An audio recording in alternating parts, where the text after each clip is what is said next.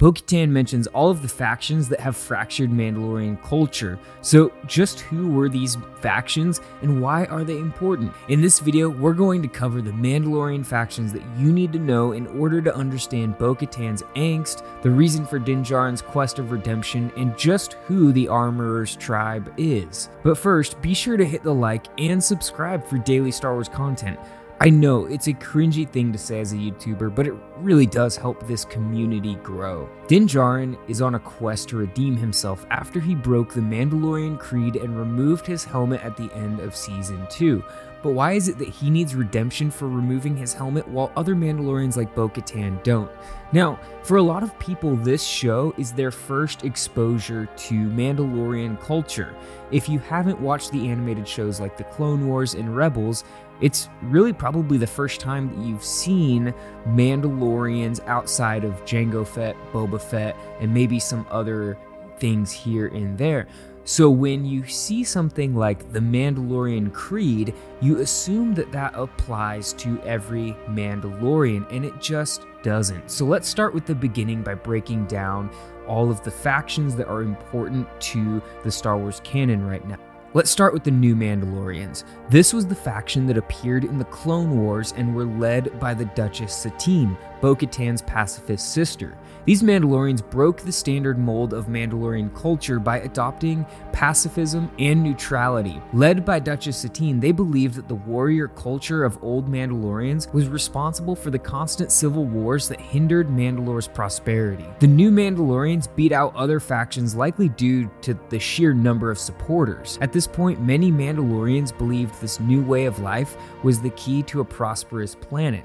Constantly raiding neighboring clans was beginning to feel quite outdated compared to their fair business. It simply came down to good business and a better society for the New Mandalorians. But this brings us to our next major faction, Death Watch.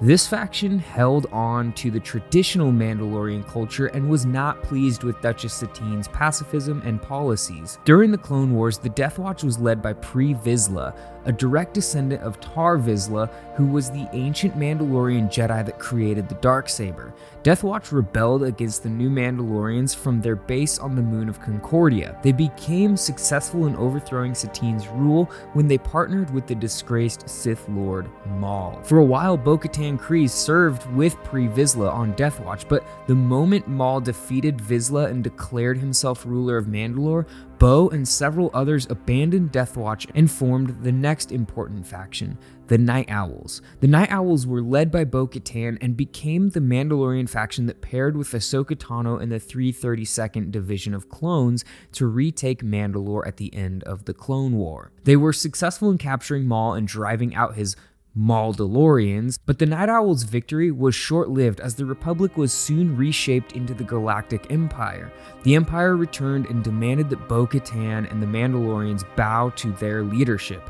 So, to summarize quickly, this led to a back and forth between the Empire and the Mandalorian warriors that eventually led to the Great Mandalorian Purge, where the Empire laid waste to the planet. This Night of 1,000 Tears forced what remained of the Mandalorians into hiding. So that brings us to the most current faction within the Star Wars timeline, the Children of the Watch. So remember Death Watch? The Children of the Watch are essentially a subdivision of them. They became an incredibly fundamentalist sect of Mandalorians that were seen as religious zealots. The Way of the Mandalore emphasized the fundamentals of Mandalorian culture and had a particular emphasis on protecting fellow Mandalorians. The Way was also characterized by taking in foundlings. Din Djarin was a foundling taken in by the Children of the Watch, but they also believed in the strict ideal that their helmets must be worn at all times. From the outside, the Way appeared to be a religious cult baked in superstition, but much like the other Mandalorian factions, those that followed the Way were reacting to the tumultuous history of Mandalorian culture. By the time the Empire sacked their planet, Mandalorians became scarce and forced into hiding throughout the galaxy. So the helmet rule was actually designed to protect their numbers. If they never removed their helmets, Imperials would always be guessing their true numbers. A quick note should be made regarding the clan names though. These are names like Kryze, Saxon, Vizsla, Ren, and more. While there are a ton of clan names out there, They don't necessarily dictate faction loyalty, though clan names often influenced faction loyalty. Therefore, in order to understand the dynamics of Mandalorian politics, it's better to understand the major factions rather than all of the clans. So to answer the original question, Din Djarin is seeking redemption because he follows the way of the Mandalore, which is a set of Mandalorian religious beliefs. Bo-Katan does not follow this same set of beliefs, although based off of her Season 3 premiere, she needs something to believe in. It's important to understand these factions because they tell the story of Mandalore's back and forth history as a civilization torn by civil war and therefore ripe for the taking by a powerful third party such as the Galactic Empire. Now, I don't know what the future of Mandalorian culture holds now. We can see that at this point in the story, you have the Children of the Watch who are in hiding, and you have Bo-Katan and her people who at this point are making their way throughout the galaxy as mercenaries. So right now, you can tell that it's going to take somebody uniting all of the Mandalorians together